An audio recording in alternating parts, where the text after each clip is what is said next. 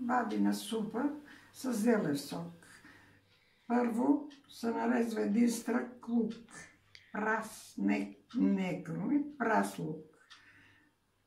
И след това продължавам.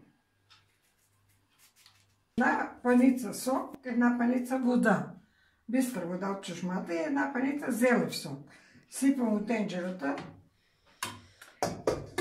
Захлопвам го и го поставям на страна, тук да ври.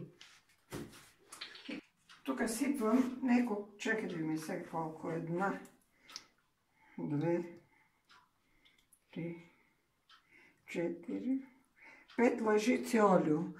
Зависи колко е манджата, може и по-малко, може сега и повече. Сега слагам лук.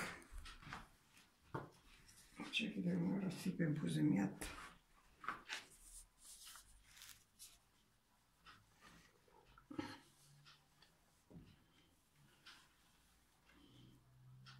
Сол в супата не слагам, понеже сока е солен. И е точно добре. Няма нужда да се слага повече сол. Ако малко е безсолно, накрая може да се дотури, ама не вярвам. Сега включвам и двата котлона. И водата и сока да се топли, и лука и това да се пържи. Докато изпържим лука, тя водата заври. И го сипвам и то почва да слагам една лъжица брашно. Лука не трябва много да изпържа, само да умекнам. Ето. Слагам брашно. Разбърквам го. Така, сега слагам и малко пипер.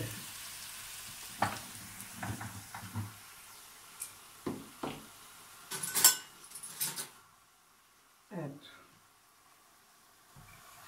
Малко червен пипер.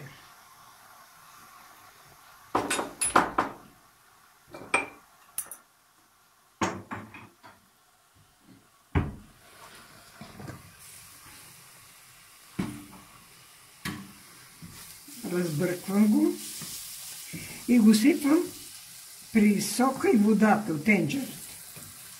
Ето. Така.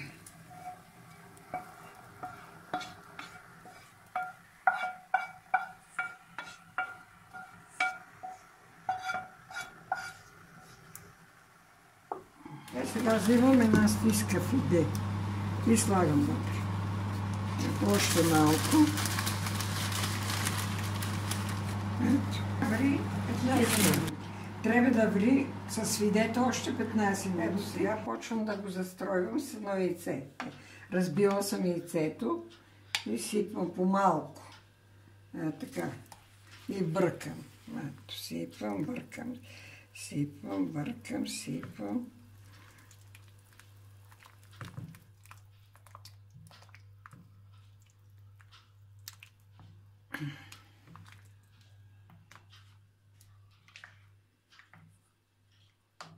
И сега слагам малко джоджи. Съвсем малко. Сега я снимай тук да виж колко хубава стана. Като е готова, вече се пробва. Ако е безсолна, сипва се малко сок. Една паничка да кажем или една чаша. Ако е солена, се сипва малко топла вода. И обаче супата е по-вкусна, като е хладка. Да не е врела. Трябва да е хладичка и е много вкусно.